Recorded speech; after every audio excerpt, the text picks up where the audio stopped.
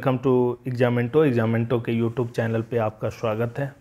दोस्तों आज डिस्कस करेंगे पीजीसीएल का कट ऑफ मार्क, कितना कट ऑफ गया था पिछले साल जो एग्ज़ाम हुई थी दिसंबर में, उसके बारे में बात करेंगे। रीजन वाइज कितना कट ऑफ गया था और इस बार जो एग्ज़ाम होगा 2024 में जो रिक्रूटमेंट आई है रिसेंटली, उसमें कितना कट ऑफ जा सकता है उसके बारे में भी बात करेंगे, कितना सेफ स्कोर होगा।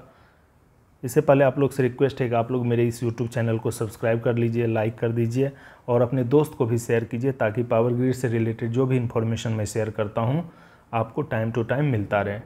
डायरेक्ट चलते हैं आप आज के इस टॉपिक पे। तो यहाँ पे आप देख सकते हो जो रिक्रूटमेंट आई थी 2023 में जिसका एग्ज़ाम हुआ था, यहाँ पे देख सकते हो 5 दिसंबर को एग्ज़ाम हुआ था। 5 दिसंबर 2023 को एग्ज़ाम हुआ था, उसका डिप्लोमा ट्रेनिंग इलेक्ट्रिकल, सिविल और इलेक्ट्रॉनिक्स का। उसमें कितना कट ऑफ गया था रीजन वाइज उसके बारे में बात करेंगे। तो डायरेक्ट चलते हैं यहाँ पे कट ऑफ। थोड़ा मैं जूम कर देता हूँ, क्लियर हो जाएगा आप लोग के लिए।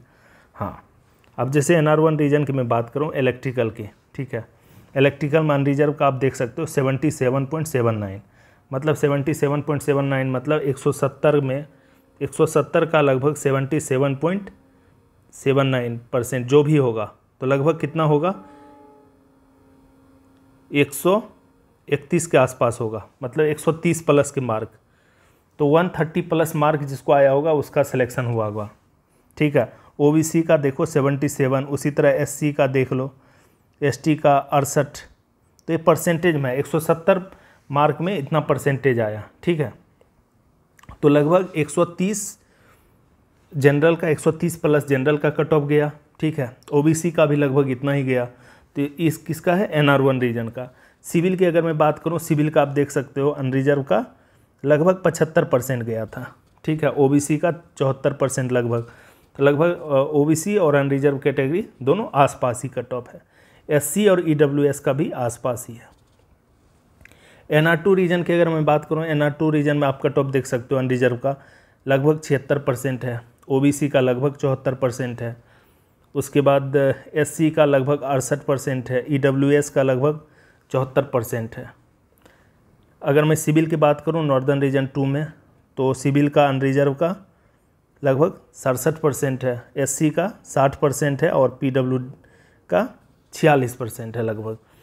अगर NR3 रीजन की बात करूं, इलेक्ट्रिकल का आप देख सकते हो 78, OBC का भी 78% है, SC का लगभग 74% है और ST का 67% है। इस तरह से आप कट ऑफ देख सकते हो।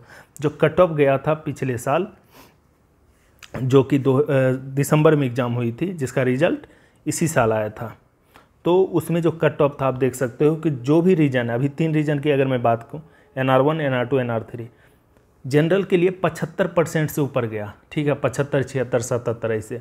OBC का भी लगभग इतना ही है।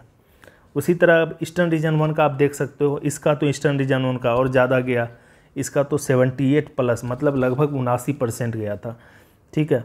उसके बाद यहाँ पे देख सकते हो OBC का लगभग कितना है 78%, SC का 72%, ST का 67%। तो इस तरह से आप कट ऑफ देख सकते हो।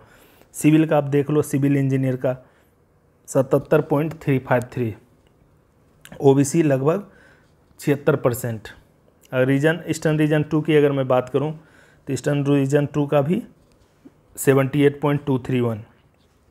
ईस्टर्न रीजन 1 और ईस्टर्न रीजन 2 लगभग कट ऑफ बराबर ही है, ठीक है। दोनों रीजन आसपास ही है, बिहार झारखंड साइड में, कोलकाता, ईस्टर्न रीजन 2 सब रीजन में आ जाएगा, ठीक है। NER region, north east region में सब कट ऑफ जो है सबसे कम गया था।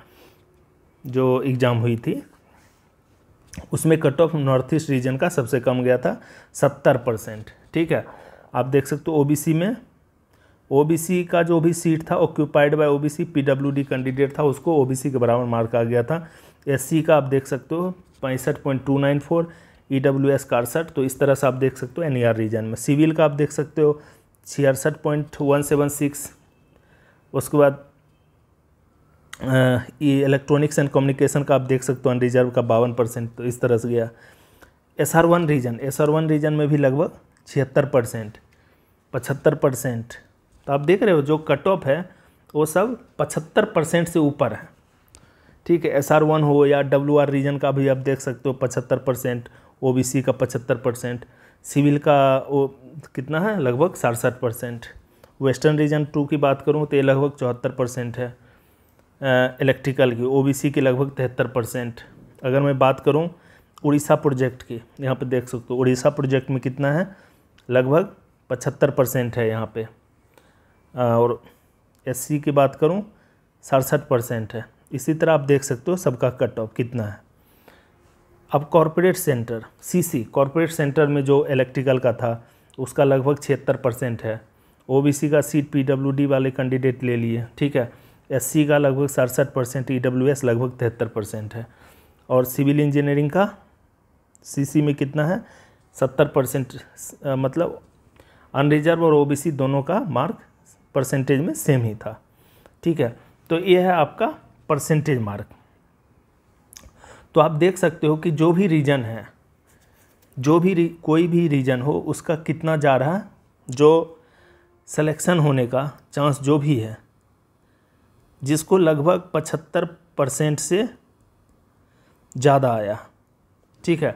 75% सिर्फ NER रीजन को छोड़ के, NER रीजन में अनरिजर्व को कितना है 70% मार्क है, तो 70% है उसका भी क्या है सिलेक्शन है, मतलब 120 मार्क जिसको आया होगा उसका सिलेक्शन हो गया। लेकिन और सब रीजन जितना है वहाँ पे लगभग 130 प्लस लाना पड़ेगा मार्क, 130 प्लस मार्क लाना पड़ेगा। और पिछले बार क्या था, सीट लगभग 400 प्लस था और इस बार सीट कितना है लगभग 800 है, ठीक है। तो सीट कितना है 2 टाइम्स हो गया, तो कट ऑफ तो श्योर है कि जो पिछले बार कट ऑफ गया था, पिछले बार का आप देखो कट ऑफ बहुत सारा फैक्टर पे डिपेंड करता है। ऐसा नहीं कि कट ऑफ जो है मतलब आप कट ऑफ को कि पिछले बार इतना गया था तो इस बार भी इतना जाएगा, वो डिपेंड करता है कि किस तरह का क्वेश्चन सेट करता है, ठीक है। अगर क्वेश्चन स्कोरिंग होगा, मतलब टेक्निकल पार्ट में direct question direct cut paste करके कहीं से पूछ देगा तो वो तो हर कोई पढ़ के जाता है, तो उसमें अच्छा खासा स्कोर आ जाता है, तो कट ऑफ हाई चला जाता है। कुछ क्वेश्चन होते हैं जो टेक्निकल उसका जो भी, जैसे पावर ग्रिड के जो भी क्वेश्चन प्रिपेयर करता है कोई टेक्निकल डिपार्टमेंट अच्छा, जो कि प्रॉपर क्वेश्चन सेटअप करके वहाँ पे एग्ज़ाम में आता है, तो उस क्वेश्चन में क्या होता है स्कोर करना थोड़ा मुश्किल होता है, तो उस टाइम कट ऑफ कम जाता है।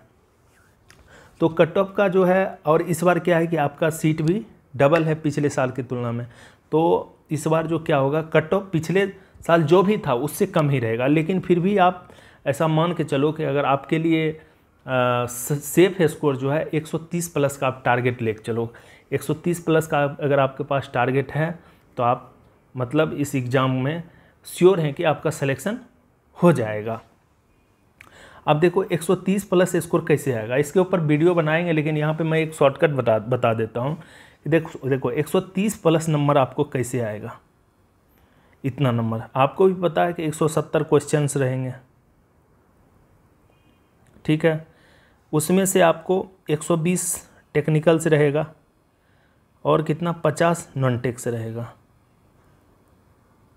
अब देखो टेक्निकल का कमांड अगर अच्छे से है, मतलब आप अच्छा खासा प्रैक्टिस किए हो, अच्छा खासा टेस्ट सीरीज दिए हो, आपका जो बेसिक सब्जेक्ट है इलेक्ट्रिकल का हो या सिविल जो भी हो, अगर आपका बेसिक स्ट्रॉन्ग है तो आप इसमें अच्छा खासा स्कोर कर सकते हो, ठीक है। और सारे सब्जेक्ट पे कमांड होना चाहिए। जो पावर ग्रिड का जो सिलेबस है उस सिलेबस के अंदर जो भी सब्जेक्ट है उस सब के का कमांड होना चाहिए।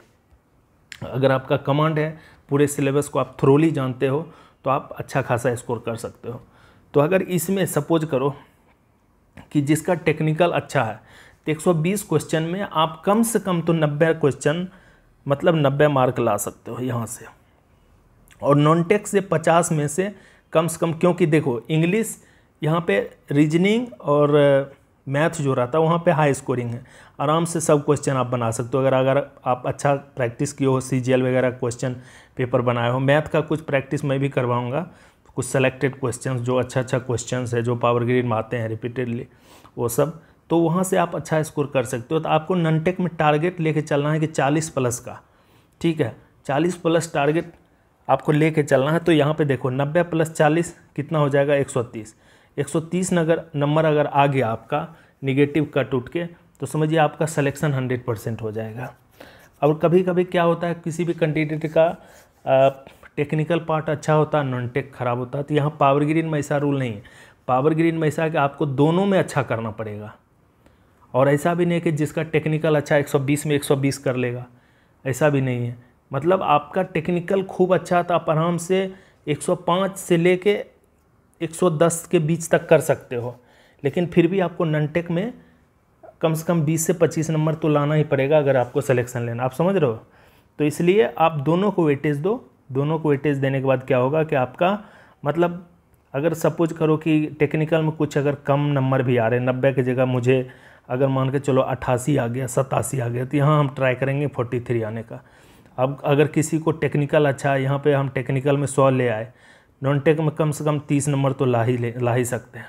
तो इस तरह का रेशियो आप देखो, अपने आप को जज करो कि आप कितना क्वेश्चन कर सकते हो, और ट्राई करो कि पावर ग्रिड का प्रीवियस ईयर क्वेश्चन का सॉल्यूशन करने के लिए उसमें देखो कि आप कितना क्वेश्चन बना सकते हो, या टेस्ट सीरीज जो भी देते हो तो उसका टेस्ट सीरीज दे के उसका एनालिसिस करो कि टेक्निकल में आप कितना नंबर ला रहे हो, नॉन टेक में कितना ला रहे हो, कौन सा सब्जेक्ट में आपका स्कोरिंग सबसे कम आ रहा है, कौन सा सब्जेक्ट में सबसे ज़्यादा स्कोरिंग आ रहा है, कौन सा सब्जेक्ट में जिसमें कम स्कोरिंग आ रहा है उसमें प्रैक्टिस करने की ज़्यादा आवश्यकता है, रिविज़न करने की ज़्यादा आवश्यकता है, किस टाइप का क्वेश्चंस एग्ज़ाम में आप फंस रहे हैं। जब भी ये सब कब पता चलेगा, जब आप टेस्ट सीरीज देंगे।